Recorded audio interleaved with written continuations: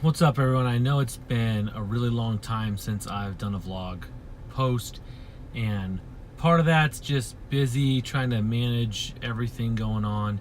But the biggest thing is like feeling.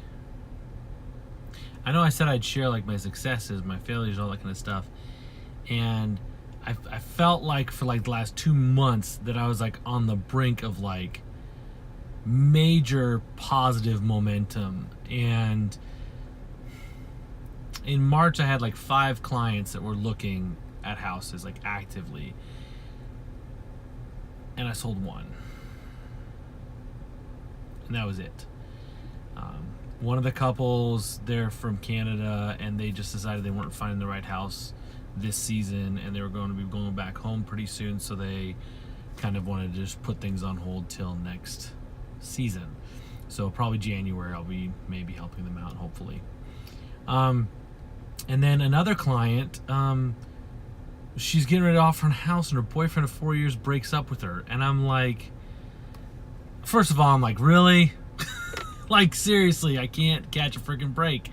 And like, the first thing I'm going to tell you is, if something major happens in your life, don't make any big decisions. Like, that's like first rule of like something bad happening to you or something major happening in your life is don't make any other major life choices, like buying a house. So I told her just to wait. And then I had 2 clients that bought something but not from me. And one was my $1 million client. They did let me know one of the times we were out looking at houses that they were looking at other houses with another realtor. So I kind of knew something was going on with that one. Some of you that do real estate might argue I should have gotten a buyer broker, but honestly, if I tried to get a buyer broker, they would have just walked. So, and then the other one, they were looking at about 375, 400,000, and they just decided to go with a new build that they had looked at before they started looking at other houses with me. And this is part of the reason that in the industry, in real estate, 80% of the people that get their license don't have it within 5 years. And this is why.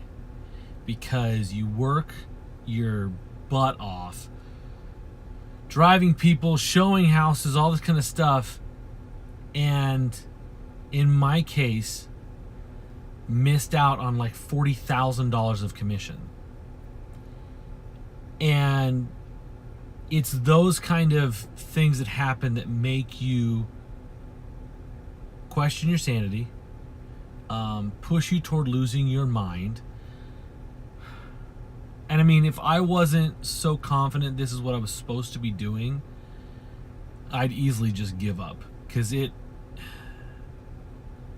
exhausting. And even I look at the situations, I just don't know that I could have done anything differently.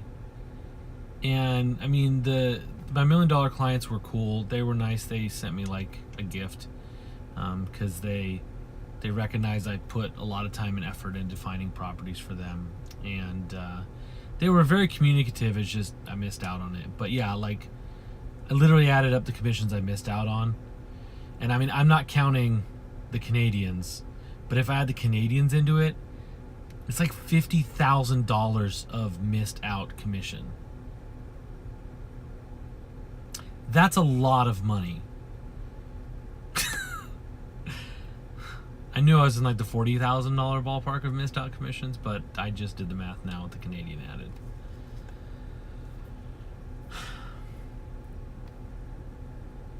It's exhausting sometimes. You go, you show houses, you talk to your client, and half the time, like, real estate isn't sales, it's like freaking counseling.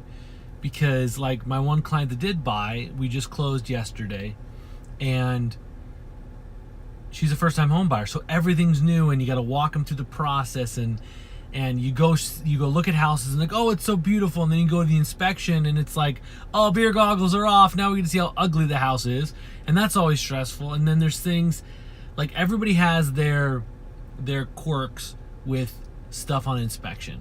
Inspection will always show, especially in older homes, something, and what bothers me may not bother someone else, or what doesn't bother me at all may be like a deal breaker for someone. So it's always managing those feelings and realistic expectations and all that kind of stuff. And then there's all the waiting. And yeah, it's just, I think it's half counseling more than anything else. And then if you're working with a seller who's selling a house that like their children grew up in, like when my wife and I do sell our house, it's a house that we brought our kids home, both of them home from the hospital. There's a lot of emotion attached to it, yet it is still a business decision, because it's about the finances, but there's still a lot of emotion involved in it. So, and then on top of everything else, not only am I helping manage the emotions of my client, but I'm also helping manage my emotions, because in the midst of being under contract with this first-time home buyer, I'm watching, like, literally watching money walk out the freaking door. And it's just exhausting and frustrating, and every part of me wants to just go, like, I don't stick my head in the sand, but I really want to just take my car and go drive up Four Peaks and climb up to the top and just sit there and ignore the world. But I can't, because I'm under contract and I got to get this deal closed. And so I'm not only managing their emotions, I'm managing mine and like my struggles and frustrations.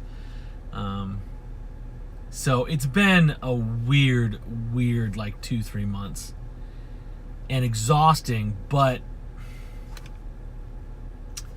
I just gotta keep moving forward.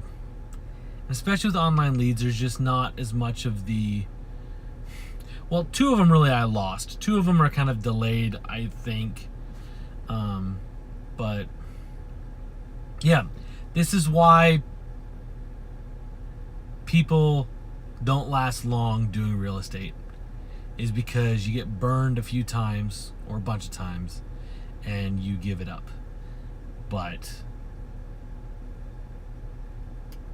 I've sought the Lord many times for something different to do, and this is what I'm supposed to be doing. And so it doesn't matter what's going on. I know what I'm supposed to be doing. I know what the end goal is, and it's going to take a lot of work to get there. And through this process, I'm going to learn what I can and use that to adjust and just keep going.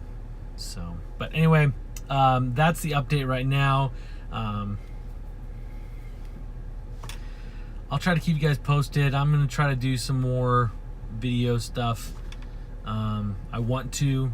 It's just that balancing of work and life and stuff like that. So, but anyway, I'll catch you later. Bye.